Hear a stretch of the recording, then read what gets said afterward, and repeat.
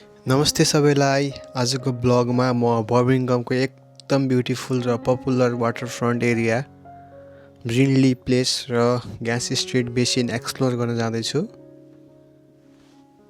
आजको जर्नी चाहिँ अलि डिफ्रेन्ट छ। बिजी सिटी सेन्टरको स्ट्रिटबाट अब हामी बर्मिङहमको क्यानल साइडतिर जाँदैछौँ।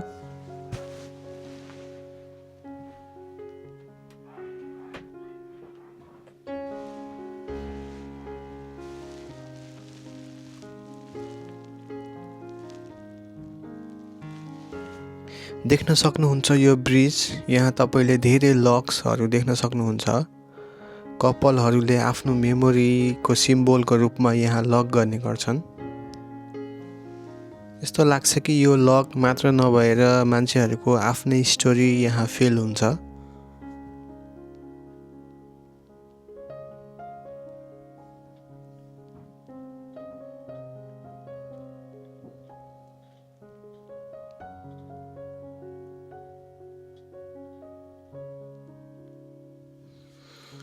र फाइनल्ली क्यानलको फर्स्ट भ्यू देख्न सक्नुहुन्छ।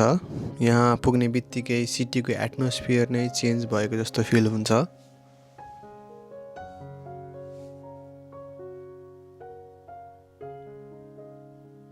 अब म क्यानलको साइडबाट वाक गर्दैछु।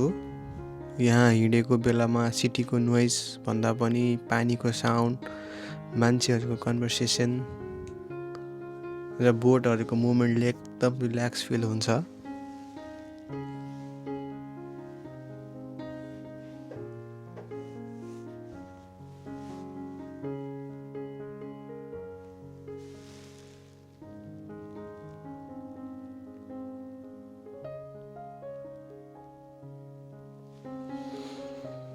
र यो चाहिँ म हो।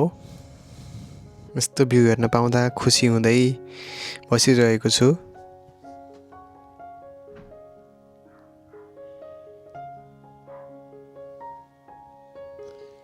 र हेर्न सक्नुहुन्छ डगहरू पनि कस्तो इन्जोय गर्दैछन्।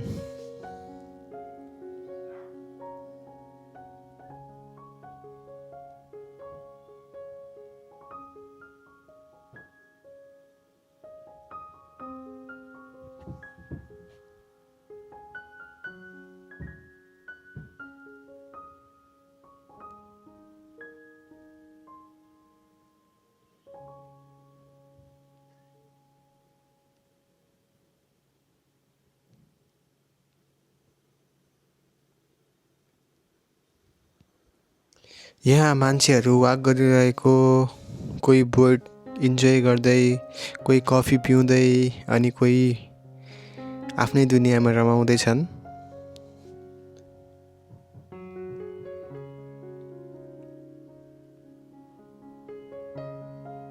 यो ठाउँ चाहिँ सिटी एरियाबाट एकदम नजिक भएकोले चाहिँ यहाँ तपाईहरु आउन सक्नुहुन्छ।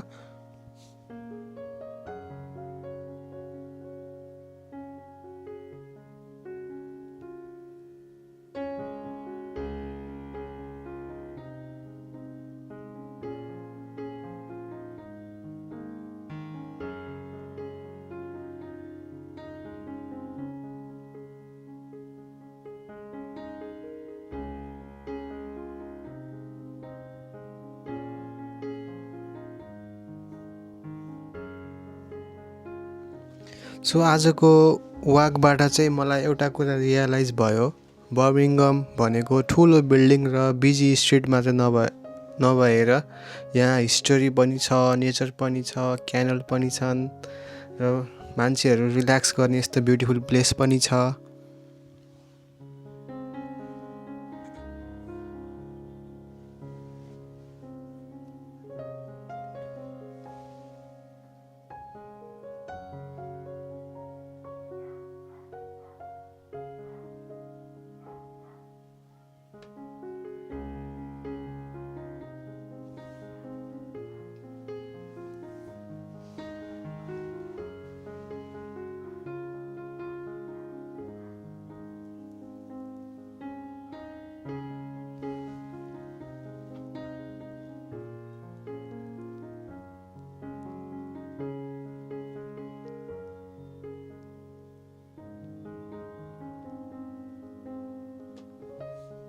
सो मान्छेहरू बोटमा इन्जोय गर्दैछन्। र क्यानल साइडमा हिँडेको बेलामा अर्को कुराले मेरो एटेन्सन तानेको चाहिँ यो फ्लावर्सहरू हो।